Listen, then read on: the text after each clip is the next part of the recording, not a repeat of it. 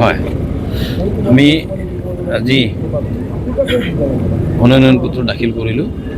ভাৰতীয় জনতা পাৰ্টিৰ প্ৰাৰ্থী হিচাপে মই 16 নং অভয়াপুৰী বিধানসভা সমষ্টিৰ মনোনয়ন পত্ৰ ইতিমধ্যে দাখিল কৰা হ'ল আৰু আমি NDA হিচাপে আজিৰ এই নিৰ্বাচন আগন্তুক নিৰ্বাচনটোত আমি অংশগ্ৰহণ কৰিছোঁ আৰু ইয়াত দুয়োটা দলৰ সকলো বিষয়ববী আৰু কৰ্মকৰ্তাসকল কাৰ্যকৰ্তাসকল ইয়াত সহযোগ কৰিব আৰু আমি বিপুল ভোটত বিজয়ী হ'বৰ কাৰণে সক্ষম হ'ম। পৰিকল্পনাবোৰ কেনেদৰে কৰিব মানে অহাকালি প্ৰচাৰৰ পৰিকল্পনা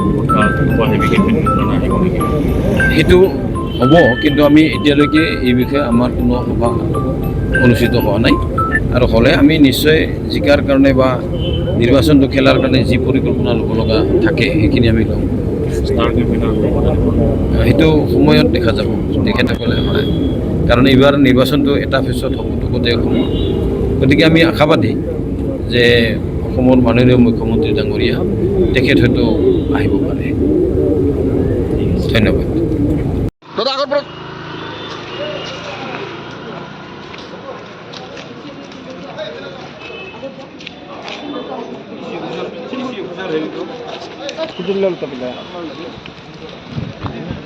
मोबाइल में फोटो ले लीजिए।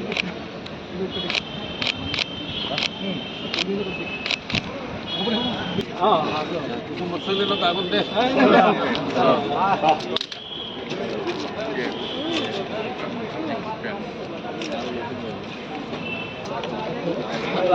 मोर मुश्किल में जो है देवाती रातों में कोई जना